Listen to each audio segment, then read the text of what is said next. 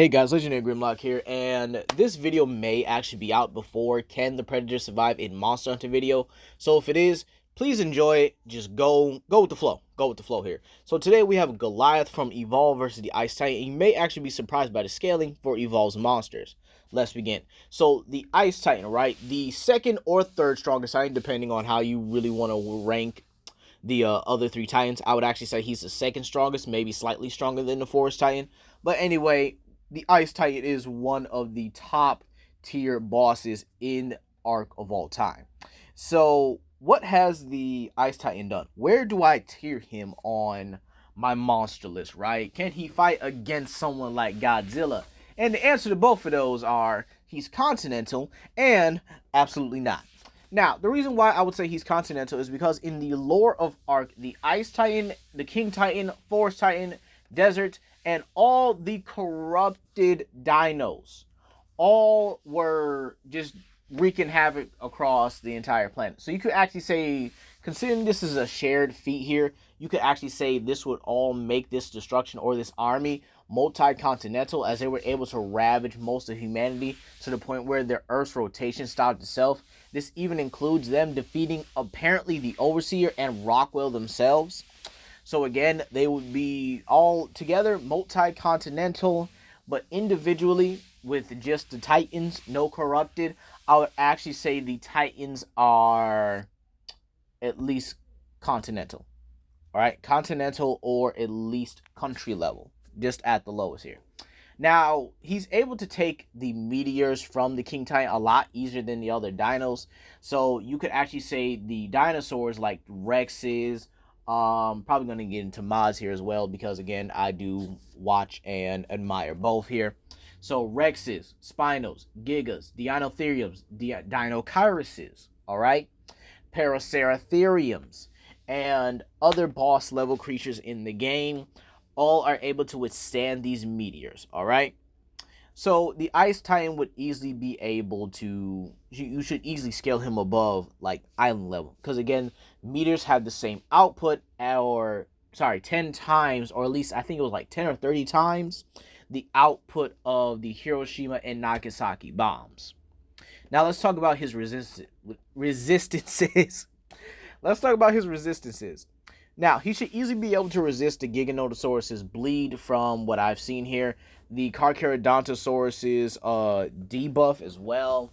He should be immune to the Velonosaur's, spike stamina drain. He's also has, he's immune to fear manipulation as of the Tyrannus. You can't really fear roar him. And side note, has anyone ever seen the Paleo Giga? Or, the Evil Giga by Up From the Depths? Like, this is an absolute masterpiece for a minute. Like, oh my gosh, this is just beautiful. And when I mean beautiful, I mean like 10 out of 10. All right?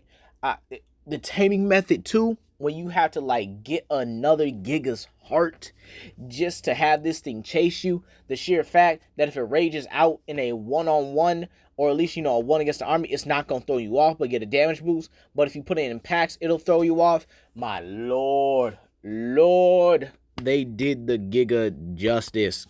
But again, bleed effect, right? Still immune to the bleed effect. He was also be immune to, like I said before, I think it was the Carcharodontosaurus's debuff ability. You see, the Carcharodontosaurus apparently can secrete this like blue cloud over his opponents, and apparently it might lower the opponent's defense. I have to probably look at it again, but again, it should be immune to the Carcharodontosaurus's debuff ability.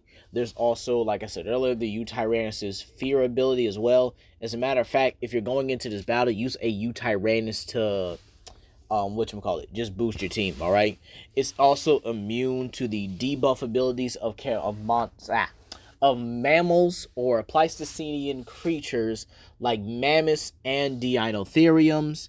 It's immune to the uppercut ability of Dinokyrus, and so on and so forth. Now, for the abilities of the King Titan, he easily is able to emit a cryo field, which actually drains the stamina of the opponent and actually makes them slower. He also is able to freeze his opponents. He can freeze Gigas. He can freeze Rexes, Carcharodontosaurus, even Brontosauruses, which are some of the biggest creatures in Ark here. And he also is able to summon creatures as well. He can summon dire wolves, dire bears, Perlovias. I even think Argies as well. So basically, all your furry Arctic creatures will all just come out and attack you.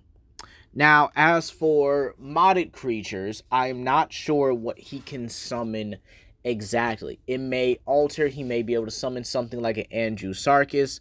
But again, for modded creatures, like I said earlier, he is immune to their abilities as well. The Deinotherium females have a ability that will slowly depower their opponents. And then you have Amargasauruses, which are able to create this field of, destruction or whatever. And then, again, this will also add to the King Titan's power, because these guys should be, I would say, I want to know what you guys think in the comment section on this one. Do you guys think Deinocheirus, Acrocanthosaurus, and Deinotherium are above the likes of the Rexes? Are they above the Rexes? All right, because Rex level is still boss level, but are they above it though? Okay, so let me know what you guys think down below. But overall, the Ice Titan has definitely demonstrated the sheer fact that he is easily country level. And as for speed, I would say subsonic, as he's able to still tag flyers like the Snow Owl, the Argentavis. If you play the mod game, then you have the Hatzipopteryx. You have the, whatchamacallit, if you transfer creatures over, he's still able to tag rock drakes, so on and so forth.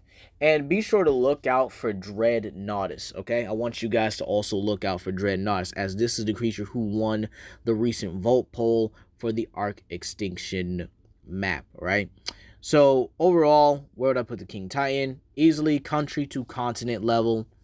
You could easily argue, he has subsonic reaction speed, and he's a very powerful cryomancer, able to emit ice blast, able to summon, all that good stuff. So now let's go into his opponent, Goliath. Goliath is from the year I think it's from the year 2030. Oh boy, we're not too far off from that, is we? Now, Goliath is from the planet Sheer, a futuristic, hostile, predatory planet. Now, where would Goliath scale, right? Considering Goliath is known as one of the strongest, if not the strongest monster on the planet, he would scale above the host whose lore is canon to the verse. Now, the host in a fight, or at least a fight alongside the Leviathans and Behemoths, was actually able to destroy their home world factor. Goliath would easily scale above these, as of the statement, he is the strongest one on planet Sheer, meaning they came to his, Wraith's, and Kraken's planet, and they had to be, I guess you can honestly say, subservient to him. Keep in mind that there are two concepts for Leviathans, and they are still canon to the verse. It's just that the game couldn't put them in, and that's kind of unfortunate, because I would have loved to see these guys in action. So he would scale above Behemoth, who, as you guys can see here, is able to basically create these giant explosion in these giant burst walls. But again, he's planetary, so yeah, Goliath should easily be able to scale above that. He's able to throw boulders that are definitely like multiple times his size, or multiple times the width of his like shoulders and stuff, just at these hunters. Now again, a lot of people will probably use the hunters to lowball the likes of Goliath, but again, they're actually pretty decently powerful characters in their own right. Now, in terms of speed, Goliath would be relativistic to at least lightning speed, or at least should be faster than lightning. This is important because Markov, one of the heavy assault hunters, wields a lightning chain gun. All right, so this gun is able to emit lightning, and you have Kala, who is able to use siren missiles, which are made from the biology of a Kraken that they killed here. Now, what is important about these Kraken missiles? Because it's confirmed to be improved, and again, Remember this. They're confirmed to be improved technology or improved versions of Kraken's lightning. Now, the reason why this is important is because Kraken's lightning is able to range from blue to red. I don't know the specific speeds of lightning if they do change, but it's very possible red is possibly faster than blue. It's really unknown. It's not like fire where we had different forms of fire. We should have different forms of lightning, but again, we don't know if the red lightning is, faster than blue. But we do know elder krakens do scale above regular krakens as they're much older and stronger species. So it's very possible you could use that to upscale their lightning speed and say it should be at least 2 or 3 times faster. Because again, they're much stronger than their regular species. Now, as for abilities that Goliath has, able to unleash a very powerful fire breath and able to cause explosions. He's even able to run so fast he's able to form a mock cone around him, and obviously the ability to lift boulders.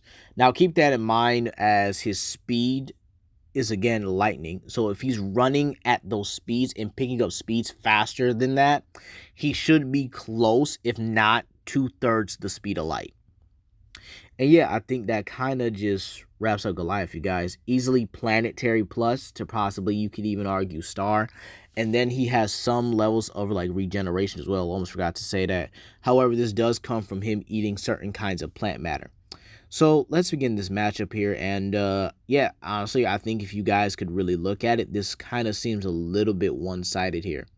Now, the Ice Titan, we're going to give him his entire arena, and obviously we're going to give him all his abilities, even say he can summon the creatures just out of thin air. All right. So even if he's able to do this, I just don't really see him winning. I think Goliath is faster. I think Goliath is, on all honesty, just going to slaughter all the creatures there. And again, for those of you saying that, well, how strong are the Ark creatures? Again, like I said earlier, they're around island level. They would solo a lot of Jurassic Park versus. Matter of fact, they solo all of Jurassic Park in general. And again, I know a lot of people like to downplay the hunters, but again, this is tech from the year 2030. This is more advanced than anything. Griffin with a simple hook could reel in Moby Dick, and we don't even know the actual size of Moby Dick, but apparently from what we have, or from what we can speculate, he was bigger than a Leviathan Mevalini. And if you guys want to say the Ark player has better tech than the hunters, in all honesty, I have to say that's very up for debate, especially with the tech suit, because again, the hunters are able to take down creatures that are considered high-valued prey towards these monsters. So in all honesty, stronger, more durable. He's able to at least wipe out the army with his fire breath and could cause massive ground explosions to get the army off him. And then after that, he could honestly go through the cold field with his fire abilities pretty easily. So in all honesty, Goliath takes this by like maybe mid difficulty. I would probably say low. But let me know what you guys think down below. Please comment, like, and subscribe, and share it with your friends. This is Legendary Grimlock, and I hope you guys have a blessed day. Peace.